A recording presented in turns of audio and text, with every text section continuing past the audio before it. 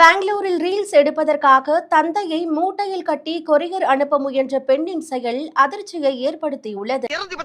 மதுரைக்கு எத்தனை மணிக்கு போவோம்? மதுரைக்கு காலையில 5 மணிக்கு டிங் டாங்னு போய் இறங்கிருங்க. இந்தாங்க 200. ரம்ஜான் பண்டிகை காலங்களில் பேருந்து டிக்கெட்டுகள் கிடைக்காததால் சொந்த ஊர்களுக்கு செல்ல ஒரே வழி இதுதான் என்பதை விளக்கும் விதமாக பெங்களூரை சேர்ந்த பெண் ஒருவர் தனது தந்தையை மூட்டையாக கட்டி கொரியர் அனுப்ப முயன்றுள்ளார். ரொம்ப நன்றிங்க. இந்தாங்க ரசீது அப்படிங்க. சார், முத எங்க கொரியர்ல லக்கேஜ் போட்டு எங்களுக்கு ஊக்கம் கொடுத்ததுக்கு ரொம்ப தேங்க்ஸ் சார். அடிக்கடி வரணும் நீங்க. கண்டிப்பா வருவேன். Okay sir. ஆனால் கொரியர் நிறுவன ஊழியர்கள் அந்த சாக்கு மூட்டையில் ஏதோ அசைவதை பார்த்து அதிர்ச்சி அடைந்து காவல்துறையினரிடம் புகார் அளிக்க, ரீல்ஸ் எடுப்பதற்காகவே இப்படி செய்ததாக அந்த பெண்ணின் குடும்பத்தினர் காவல்துறையினரிடம் ஒப்புதல் அளித்துள்ளனர். என்னடா ஏதோ குழந்தை சத்தம் கேக்குது?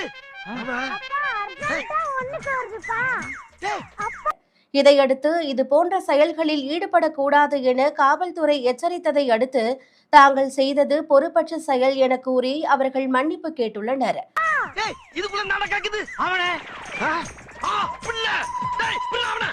ரீல்ஸிற்காக தந்தையையே மூட்டை கட்டி கொரியரில் அனுப்ப முயன்ற பெண்ணின் செயல்தான் தற்போது என்னடி சொல்ற?